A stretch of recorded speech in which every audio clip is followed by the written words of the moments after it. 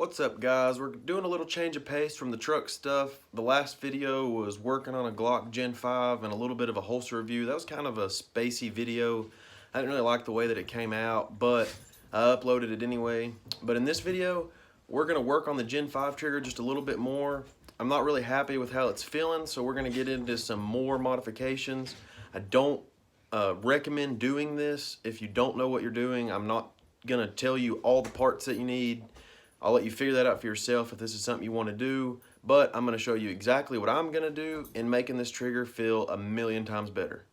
All right, so what we're going to be doing today, working on a Glock Gen 5 19.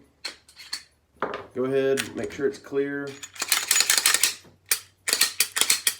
All right, so I have a different trigger shoe in it with a firing pin spring, factory connector, factory trigger bar. But actually what we're going to be doing today is going in and changing the pre-travel and over travel. We're going to make it adjustable, so that way we get a crisper break, a shorter reset, and overall just a better trigger assembly for practically free. You can buy these parts on eBay and not have to modify any of your factory stuff, and it's like 30 bucks.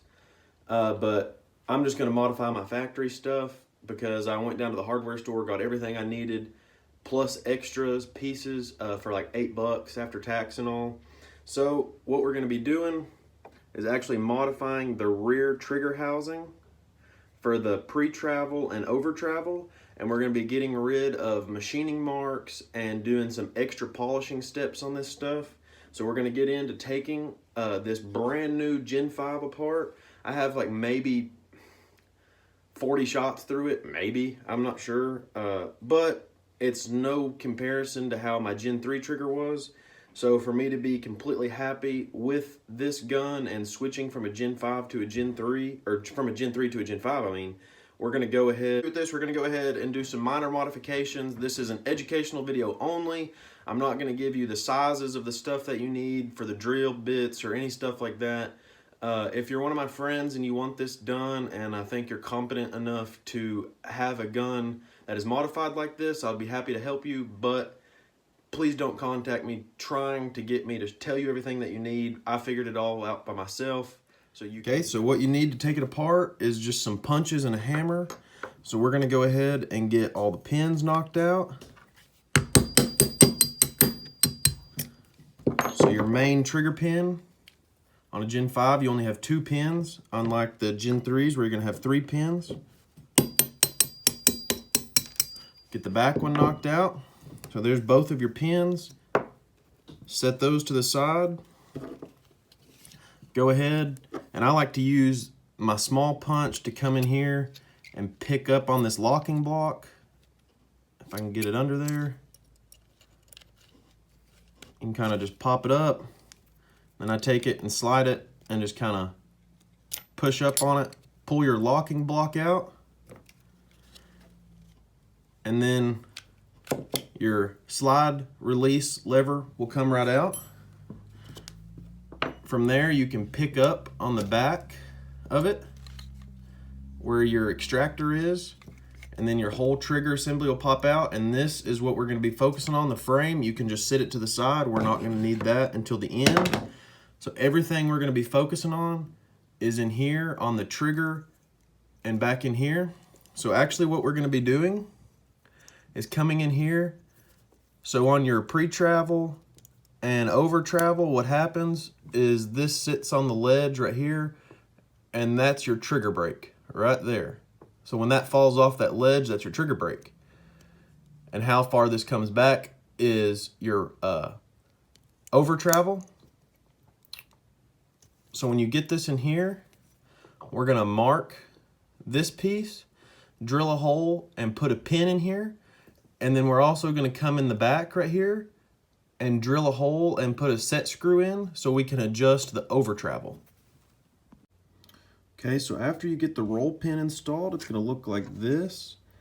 The further back towards the shelf you go, the less pre-travel you're going to have, but the more unsafe your gun will be. This is kind of what helps when you hear drop safe on a Glock. This is what helps with it. So as you can see, we got the roll pin in there. I'm just going to go in and cut that roll pin off. I wasn't sure exactly how long of one that I needed, but when you're drilling, your extractor actually runs all the way to the back, so you're going to bottom out on your extractor. So that's when you know when to stop. So this is all the way down through touching the extractor. So I'm going to cut that off, and then we're going to get to drilling and tapping the back of it. Okay, now you should have a part that looks like this. If you follow the steps correctly and just pay attention to detail, everything should look factory. It shouldn't look like you went in here and, you know, drilled a hole and put a roll punch in, and drilled a hole and tapped it and put a set screw in. So we got it cut off flush, polished down a little bit. So now we're going to get into doing the back. Okay, so actually before we get into doing the over travel stop, to do the roll pin modification like I showed you, so you can see that pin in there, it just makes that shelf shorter. So what you have to do now is, now that the trigger is basically kind of pre-pulled a little bit, it's almost like something's actually pulling the trigger in now. So now the ramp on your trigger bar is actually going to be engaging your firing pin plunger. So this is another part of the safety mechanism. So in order for the firing pin to come forward, this detent has to be pushed down. So now you're getting engagement. Let's see if I can get this on camera here. Now you're getting engagement from that ramp to the plunger. So now you need to take just a little material, let's see, off the leading edge of this ramp. You don't want to take it off the top because that's what pushes the plunger all the way up.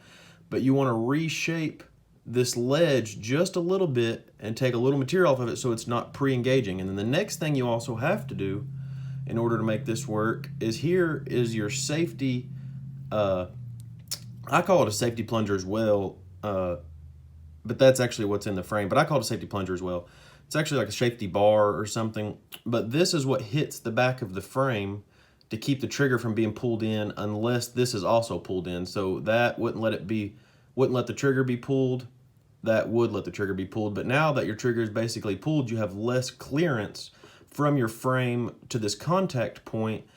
So it'll be harder to press that in to pull the trigger. So you have to take a little material off the back of this. And that would actually be easier on a factory trigger that's plastic, because you can just use a razor knife and cut it. But on this one, we're actually going to have to use a high grit sandpaper or a Dremel tool or something to remove some material off the back of that. But in order to remove material off the back of this, I'm actually going to use a Lansky knife sharpening kit, the stones, just so I can fine tune that and get that ledge knocked down a little bit. So we'll get into that.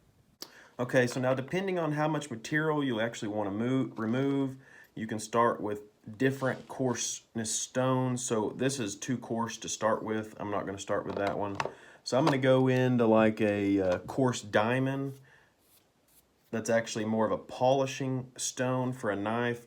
And the only reason I'm using this is just because it's a flat stone. It'll be a much more consistent than sandpaper or a Dremel tool or something like that.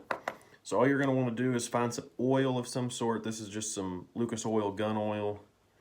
Put a little bit on your stone. And then you're just going to come in here and just start removing material a little bit at a time, not off the top, just off the leading edge of your plunger, or of your trigger bar ramp, not the plunger. We'll get to that in a minute. So you're just going to start removing a little bit of material from that. And this is also going to polish the machine marks out of it, so should technically give you a smoother trigger pull. So we're just going to keep removing material and putting it back in the gun and checking for engagement until we get it right where it's not touching but just about to touch. And that'll be exactly where you want it to sit. So yeah, it's already removing all the machining marks, just what little bit I've done there. So that's going to give you a much, much smoother trigger pull, getting all that roughness and grit out of the trigger.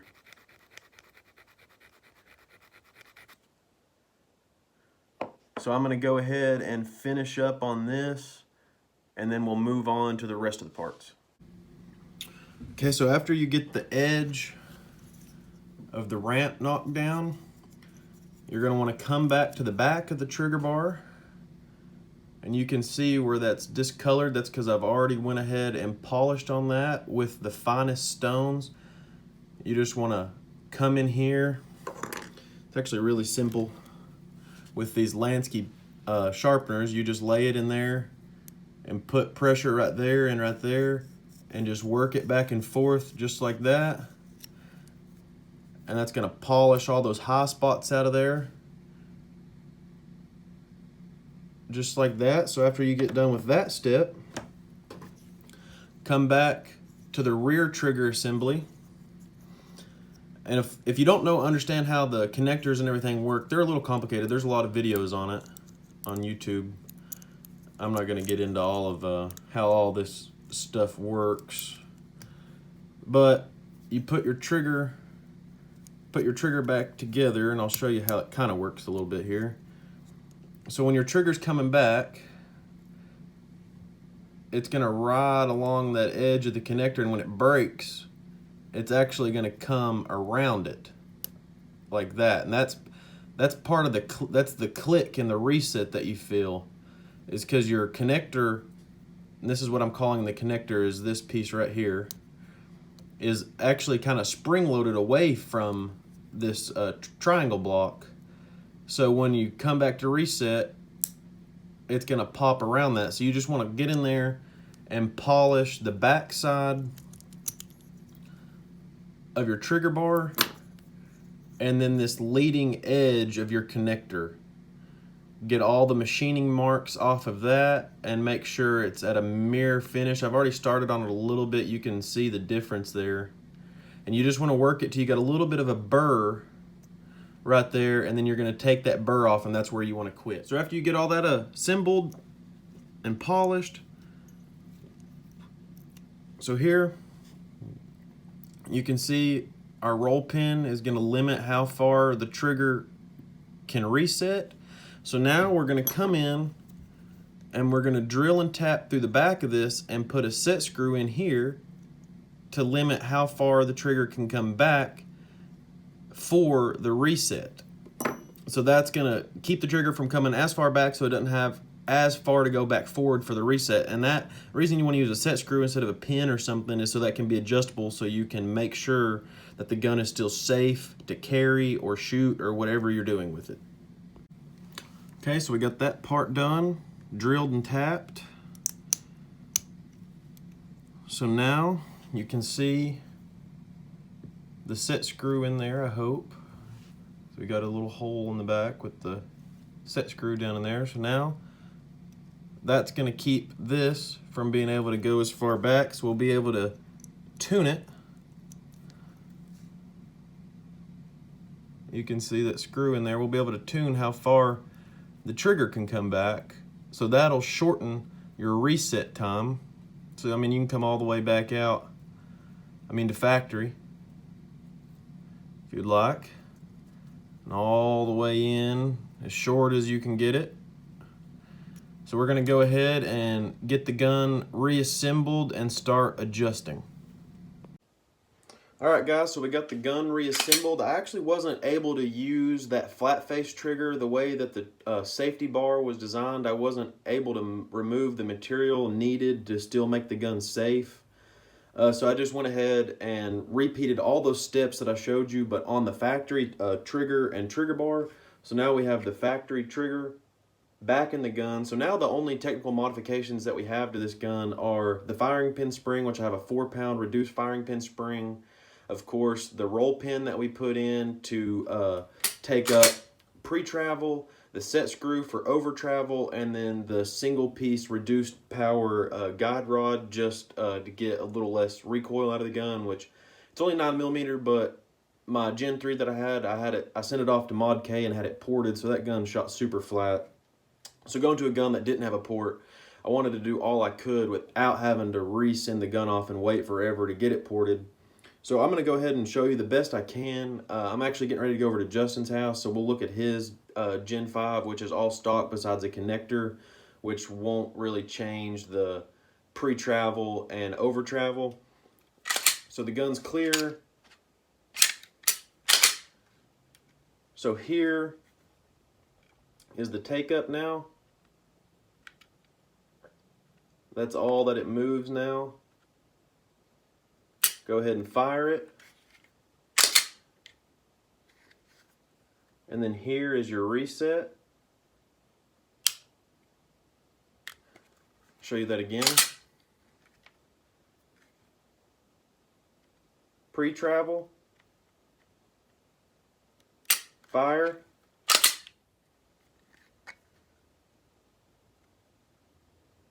Reset. So the reset you can adjust obviously with the set screw. So when I'm at the range, I'm going to go ahead and test that and tune it a little bit just to get it perfect, and then put a daub of super glue on that to keep the set screw from moving. But what you want to check while you're working on this is, so all this is doing is decreasing reliability of the gun. It's gonna make the trigger feel better, make you a more confident shooter, but any modification you do to a Glock outside of the stock parameters is decreasing the reliability. So what you want to do, just to check a few things to make sure that the gun is still actually safe to carry, push your ramp back forward to reset the trigger, and then you're going to come in here on this cross-shaped piece on the trigger with a punch or anything else, push on it, make sure it doesn't have any play in it,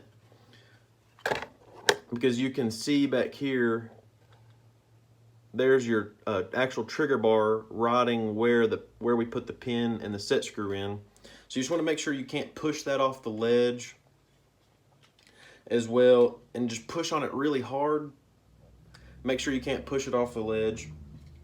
So that's one thing you can check. Another thing you can check, pull forward on this and move the trigger, make sure there's no hang-ups. That's how you can check and make sure you got everything polished, so it should just be super smooth. Go ahead, put your slide back on. Okay, put your slide back on, and then what I do is I take a gun mat, like the cushiony gun mats on a solid table, just so you're not hitting your gun too hard, like actually marking it up, and I just hold it like this, and then I bang it against the table as hard as you want, as hard as I can, and that'll simulate the drop fire, so that'll make sure that nothing can move just out of vibration or dropping, so that if you were to drop the gun, it's still going to be drop safe. So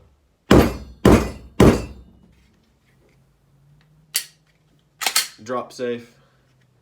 So there's your take up, break, reset. All right, so we're over at Justin's. We're going to compare a stock Gen 5 19 to mine. All he has done is all the internals have been polished and deburred. The gun's empty, no magazine. So here's your take up. So safety, take up, break.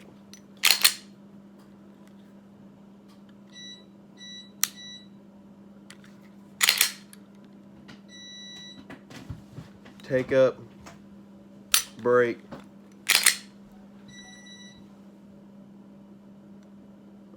reset, empty, no magazine,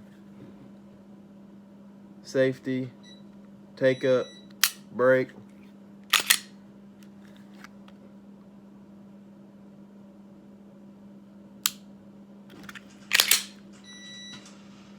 safety, take up, break, reset. So obviously mine, we did the pin to set the pre-travel, the set screw to adjust the over-travel. I'll have a 4-pound reduced power firing pin spring and a 15-pound reduced power guide rod. Obviously the guide rod has nothing to do with the trigger, but that's the trigger modifications that I have. His is just completely stock. We thought he had a connector in it, but for some reason we thought that, and we didn't actually put one in it. But it's just all polished with all the machining marks deburred and everything. And we also, I showed my gun to my brother, and he wanted me to do his 34, his Gen 3 34. So it's empty, no magazine. So I also did the pin with the set screw, and this is a full ZEV gun. Has all the ZEV internals and everything. And it's pretty nice too with this in it. So there's your take up, break. This one has a short reset. That was the reset right there. That's the shortest one of them all. Yeah, the reset on this one's really short. That's a complete Yeah, ZEV. I mean, this is a Gen 3 ZEV, so the trigger system's a lot different. So there's your take up to when you actually hit the wall, and then this is kind of pushing through the plunger, break. And a more spongy feel from where it has a rounded plunger. And then that's your or the over travel going back out. But so I thought that was pretty cool, getting to compare the Gen 3 to the more Gen 4, Gen 5 stuff side by side. Spongier. Yeah, the Gen 3 is definitely spongier because of the way that the that could be a disconnect too. We don't know what kind of disconnector he's got. So I'll show you the plunger comparison on why I think that it's more spongy feeling.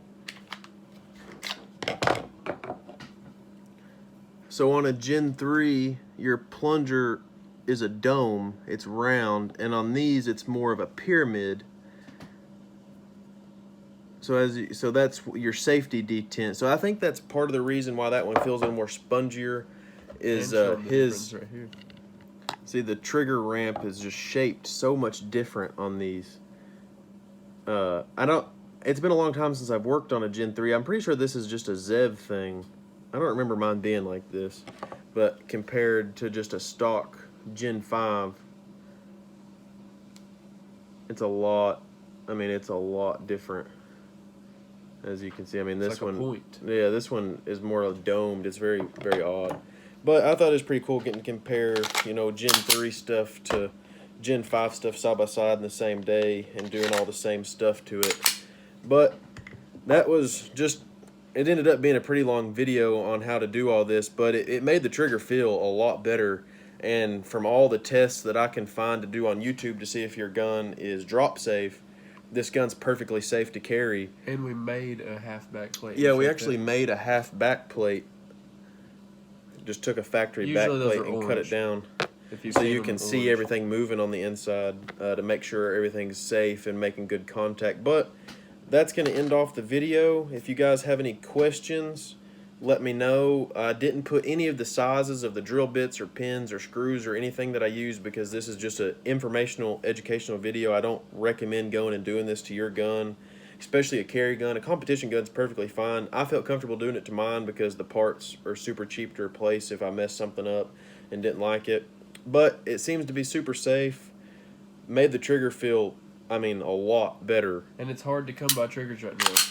It feels a lot better to me than the factory trigger just in the take up and the over travel.